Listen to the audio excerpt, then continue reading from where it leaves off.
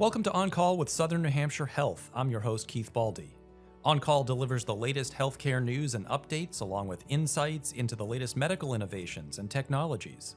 Southern New Hampshire Health is a nonprofit system serving the communities in Greater Nashua, New Hampshire, and Northern Massachusetts. The health system includes a 188-bed hospital, one of Southern New Hampshire's most comprehensive teams of primary and specialty care providers, and 5 walk-in immediate care locations open 7 days a week for urgent needs.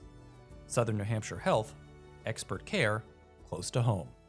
Thanks for joining us for this episode of On Call. Today we're discussing a really important topic, water safety for children. Being around water is something so many parents and grandparents worry about, and rightly so.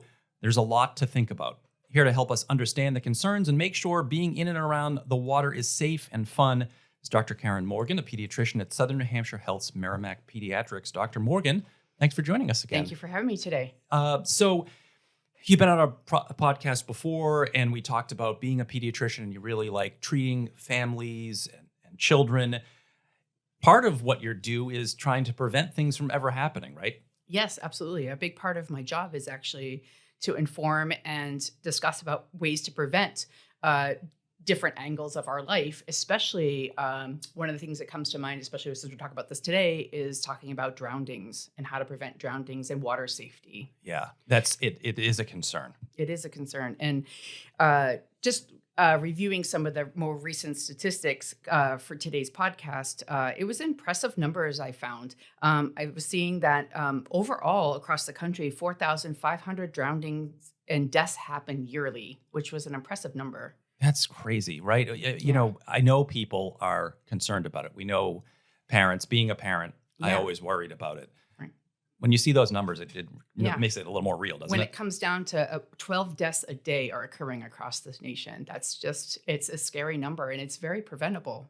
Absolutely. So being in and around water is fun. Many people enjoy the water, pools, the beach, and we'll get to all that kind of water safety in a bit. But let's start with the fact that children can drown in an inch of water.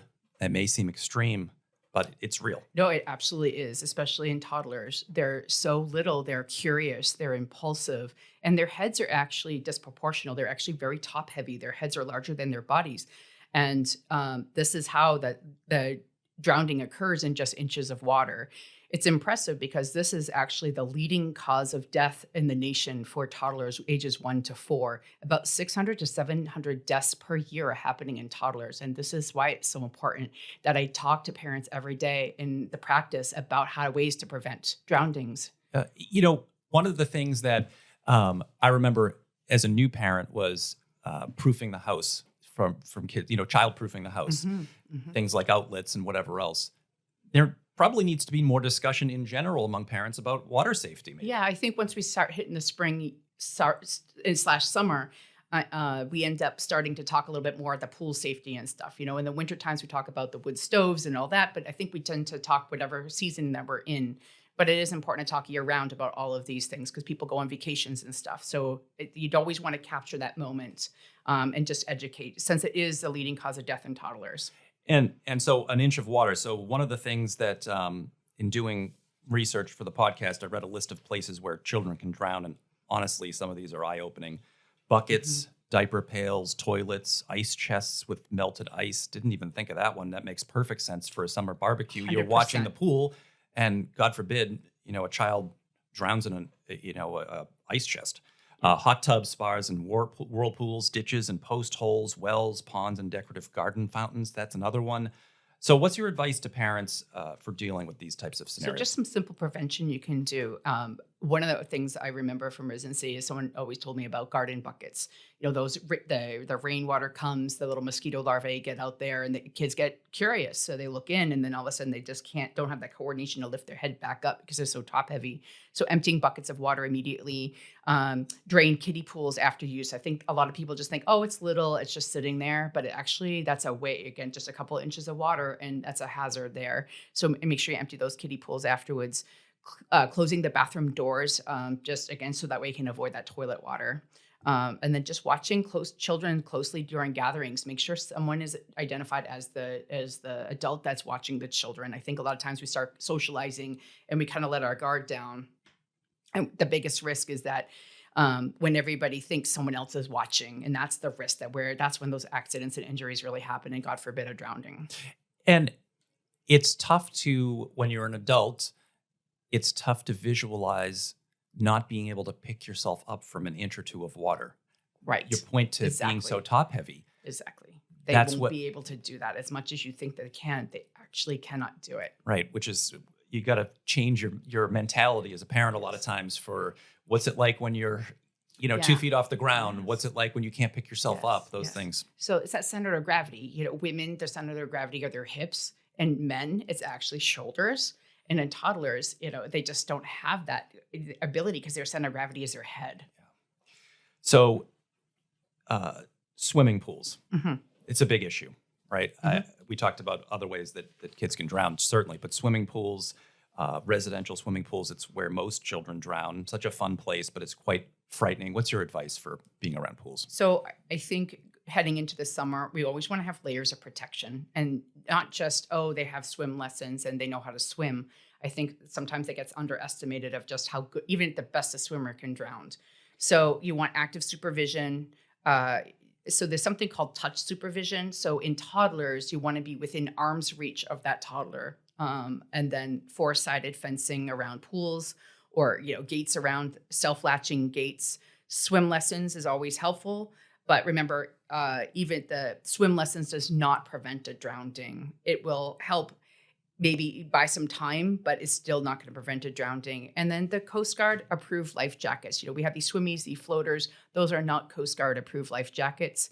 Pool alarms. And then, of course, another thing you can also do is I recommend taking a CPR training, so that way you can at least initiate CPR to prevent, at least get that initiated before help comes. Right, which is important when parents think about what they can do, all these things that they can do. They can try to make sure that they're watching their children closely.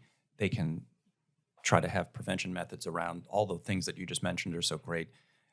But sometimes the kids just, get away from us. Absolutely. It's just part of life. And so other things that you can do, CPR is it seems like for a lot of people, I have to go to a class. It's not a long class. And why, as a pediatrician, why those minutes can matter. Can you talk a little bit about? Oh, yeah, absolutely. Because within just a few minutes, you certainly can start having brain death, the brain injury, the nerves start dying, and you want it, every second counts. Absolutely. And you just really want to prevent that. Sure. So if people out there are thinking about something they can do proactively to try to at least set themselves up to help, taking a CPR class is a great thing. It's most times now they're hands-only CPR. You don't even have to worry about mouth to mouth. And every second does count. And every second that you intervene, it improves the outcome. Absolutely.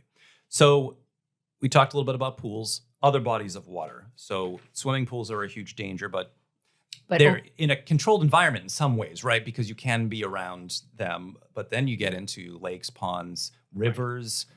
A lot of people like to go cool off. The ocean. What makes these different? Open bodies of water. There's so many more hazards that are there. You have currents, waves, just the sheer cold water right now. We're living in New England. I think the ocean temperature is in the 50 degrees right now. And then you also have undertow you have to be careful about. And then just the sudden drop-offs that can happen. So these are all things you have no idea. You just see water. You really don't know the depth or anything like that. So older children and adolescents, it's about 300 to 400 deaths per year that occurs with that. Some things we can do is making sure that you just don't want to have those pool noodles. You actually really want to have those Coast Guard approved life jackets, for sure. And there's a difference, right? That's why they're approved. Yes. Coast Guard approved, because Yes. they're meant to, and there are different levels. They're meant to keep you Yes. above. They're meant to keep your head up. They're meant to. So in the inside of the jacket, it will have the weight, and you need to just make sure that you're in the correct weight range. Don't buy a size up and say, well, they'll grow into it, because you really need to do that right at that time. Once you snap it all in, you actually want to lift the child up by the shoulders with that life jacket and see if they slip out. If it goes up to your chin, that's not a safe life jacket. That's not gonna. That is gonna be a hazard. So you really want to make sure it fits snug and it doesn't move at all when you tug on that shoulder. That's great advice. Mm-hmm.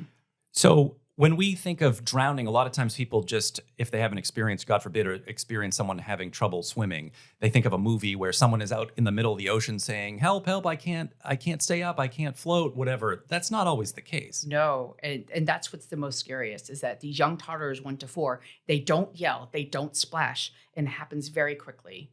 So that's why these layers of protection you're talking about are so important. Absolutely. There's another thing about water that that people need to think about. That's diving into it.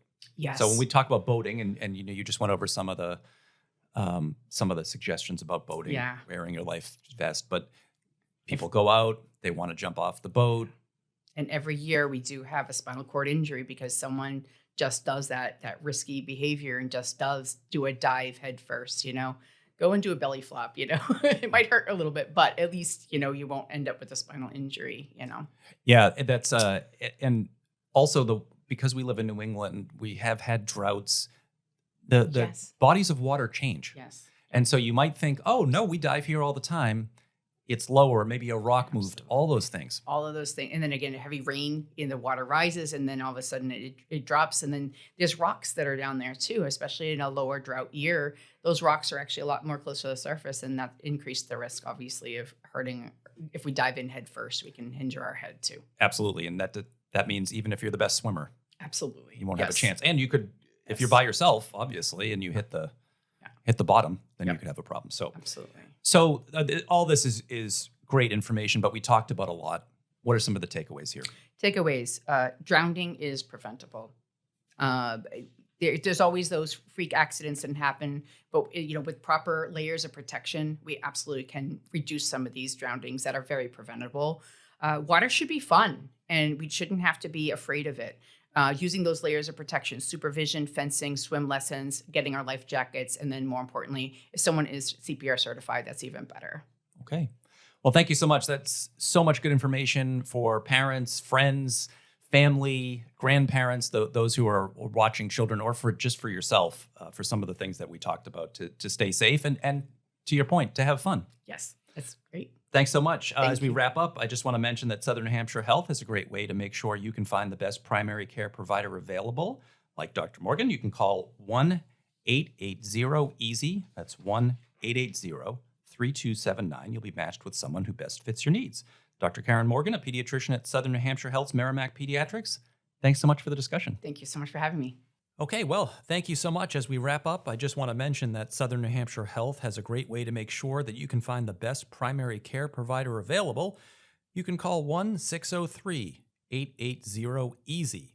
That's 1-603-880-3279, and you'll be matched with someone who best fits your needs. You've been listening to On Call from Southern New Hampshire Health. For more information about the health system, or to learn more about some of the topics featured in this podcast, visit us on social media and on our website, snhhealth.org.